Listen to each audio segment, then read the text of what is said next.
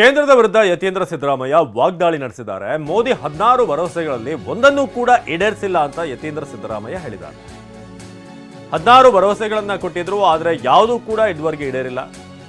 ಯಾರೊಬ್ಬರ ಖಾತೆಗೂ 15 ಲಕ್ಷ ಹಣ ಬರಲಿಲ್ಲ. ಸುಪ್ರೀಂ ಕೋರ್ಟ್ಗೆ ಸ್ವಿಸ್ ಬ್ಯಾಂಕ್ನ ಪಟ್ಟಿಯನ್ನ ಕೊಟ್ಟಿಲ್ಲ, ಯಾರ್ಯಾರ ಒಂದು ಅಕ್ರಮ ಹಣ ಇದೆ ಅಂತ, ಕಪ್ಪು ಹಣ ಇದೆ ಅಂತ. ಇದು ಇವರು ಕೊಟ್ಟ ಭರವಸೆಗೆ ನಡೆದುಕೊಂಡಂತ ರೀತಿ. ಕೇಂದ್ರ ಸರ್ಕಾರದ ವಿರುದ್ಧ ಯತೀಂದ್ರ ಆಕ್ರೋಶ ವ್ಯಕ್ತಪಡಿಸಿದ್ದಾರೆ. ಬೆಲೆ ಏರಿಕೆಯಿಂದ ಜನ ತತ್ತರಿಸಿ ಹೋಗಿದ್ದಾರೆ. ಮೋದಿ ಸರ್ಕಾರ ಬಂದ ಮೇಲೆ ಕೋಮು ಗಲಭೆ ಹೆಚ್ಚಾಗಿದೆ ಎಂದಿದ್ದಾರೆ. ಇವತ್ತು ಬಿಜೆಪಿ ಪಕ್ಷದವರು 10 ವರ್ಷದಲ್ಲಿ ಏನ್ ಕೆಲಸ ಮಾಡಿಕೊಟ್ಟಿದ್ದಾರೆ? ಇವತ್ತು ಮೋದಿ ಸರ್ಕಾರ ಬರೋಕ್ಕಿಂತ ಮುಂಚೆ ತಮ್ಮ ಪ್ರಣಾಳಿಕೆಯಲ್ಲಿ ಹಲವಾರು ಭರವಸೆಗಳನ್ನ, ಆಶ್ವಾಸನೆಗಳನ್ನ ಕೊಟ್ಟಿದ್ರು. ಆದ್ರೆ ಯಾವುದಾದ್ರು ಒಂದು ಭರವಸೆಗಳನ್ನ ಅವ್ರು ಈಡೇರಿಸಿಕೊಟ್ಟಿದ್ದಾರೆ ಮೋದಿ ಸರ್ಕಾರ? ಇಲ್ಲ. ಮೋದಿ ಅವರ ಅಧಿಕಾರಕ್ಕೆ ಬರೋದಕ್ಕಿಂತ ಮುಂಚೆ ಅವ್ರು ಹೇಳಿದ್ರು, ವಿದೇಶದಲ್ಲಿರುವಂತ ಎಲ್ಲ ಕಪ್ಪು ಹಣನ ನಾವು ತಂದು ಬಿಡ್ತೇವೆ. ಆ ಹಣ ತಂದು ಬಿಟ್ರೆ ಭಾರತದಲ್ಲಿರುವಂತಹ ಪ್ರತಿಯೊಬ್ಬ ಪ್ರಜೆಗಳ ಅಕೌಂಟ್ಗೂ ಕೂಡ ನಾವು 15 ಲಕ್ಷ ಹಣ ಹಾಕಬಹುದು ಅಂತೇಳಿ. ಆದ್ರೆ ಯಾರ ಅಕೌಂಟ್ಗೂ 1 ಪೈಸಾ ಬರಲಿಲ್ಲ. ಕಪ್ಪು ಹಣ ಅಂತೂ ಬರಲೇ ಇಲ್ಲ. ಬದಲಾಗಿ ಸುಪ್ರೀಂ ಕೋರ್ಟ್ಗೆ ಸ್ವಿಟ್ಜರ್ಲ್ಯಾಂಡ್ ನಲ್ಲಿ ಯಾರ್ಯಾರು ಕಪ್ಪು ಹಣ ಇಟ್ಟಿದ್ದಾರೆ ಅದ್ರ ಪಟ್ಟಿ ಮಾಹಿತಿ ಕೊಡಿ ಅಂತಂದ್ರೆ ಮೋದಿ ಸರ್ಕಾರ ಕೊಡೋದಕ್ಕೆ ನಮ್ಮ ಮಾಹಿತಿ ಇಲ್ಲ ಅಂತ ಹೇಳಿದ್ರು. ಇದು ಇವರು ಕೊಟ್ಟಂತ ಭರವಸೆಗೆ ಅನುಗುಣವಾಗಿ ನಡ್ಕೊಂಡಿರುವಂತ ರೀತಿ. ನಾವು ಅಧಿಕಾರಕ್ಕೆ ಬಂದ್ರೆ ನಿರುದ್ಯೋಗನ ಹೋಗ್ಲಾಡಿಸ್ಬಿಡ್ತೇವೆ, ವರ್ಷಕ್ಕೆ 2 ಕೋಟಿ ಉದ್ಯೋಗಗಳನ್ನ ಸೃಷ್ಟಿ ಮಾಡ್ತೀವಿ ಅಂತ ಹೇಳಿದ್ರು. ಆದ್ರೆ ಇವತ್ತು ಉದ್ಯೋಗ ಸಿಗ್ತಾ ಇದೆಯಾ ನಮ್ಮ ಯುವಕರಿಗೆ? ಇವತ್ತಿಗೆ ಇಲ್ಲ.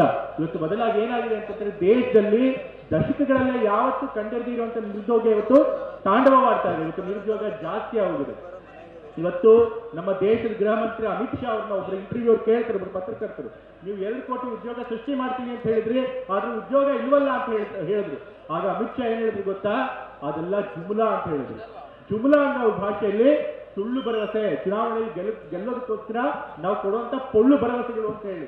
ಸೊ ಹಾಗಾಗಿ ಅವರ ಪಕ್ಷದ ನಾಯಕರುಗಳೇ ಒಪ್ಕೊಂಡಿದ್ದಾರೆ, ಚುನಾವಣೆಯಲ್ಲಿ ಕೇವಲ ಗೆಲ್ಲೋದಕ್ಕೋಸ್ಕರ ಅವರು ಆಶ್ವಾಸನೆಯನ್ನು ಕೊಟ್ಟಿದ್ರು ಹೊತ್ತು ಜನರಿಗೆ ಅದನ್ನು ನಿಜವಾಗಿ ಈಡೇರಿಸಬೇಕು ಅಂತ ಹೇಳಿ ಕೊಟ್ಟಂತ ಭರವಸೆಗಳಲ್ಲ ಅಂತ ಹೇಳಿ.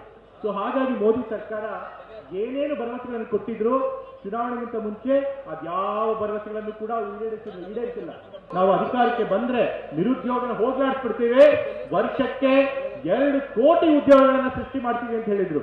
ಆದ್ರೆ ಇವತ್ತು ಬಿಜೆಪಿ ಪಕ್ಷದಿಂದ ಕರ್ನಾಟಕದಲ್ಲಿ 25 ಜನ ಸಂಸದರಿದ್ದಾರೆ. ಆ 25 ಜನ ಸಂಸದರು 5 ವರ್ಷಗಳಲ್ಲಿ ಕರ್ನಾಟಕದ ಪರವಾಗಿ ಯಾವತ್ತಾದ್ರೂ ದನಿ ಎತ್ತಿದಾರ? ಖಂಡಿತ ಇಲ್ಲ.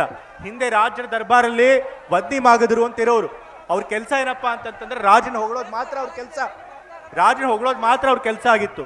ಈ ಬಿಜೆಪಿ ಎಂಪಿಗಳೇನಿದ್ದಾರೆ ಕರ್ನಾಟಕದಿಂದ ಹೋಗಿದ್ದಾರೆ, ಅವರು ಅಷ್ಟೇ ಮೋದಿ ಬಟ್ಟಂಗಿಗಳಷ್ಟೇ. ಅವರು ಇದುವರೆಗೂ ಕರ್ನಾಟಕದ ಪರವಾಗಿ ಏನೂ ಕೆಲಸ ಮಾಡಿಲ್ಲ. ಅವರು ಕರ್ನಾಟಕದ ಪರವಾಗಿ ಸಂಸತ್ನಲ್ಲಿ ದನಿ ಎತ್ತಿಲ್ಲ. ಇವತ್ತು ಕೇಂದ್ರದಿಂದ ಕರ್ನಾಟಕಕ್ಕೆ ತೆರಿಗೆ ಪಾಲಿನಲ್ಲಿ ಅನ್ಯಾಯ ಆಗ್ತಾ ಇದೆ. ನಮ್ಮ ಕರ್ನಾಟಕ ಸರ್ಕಾರ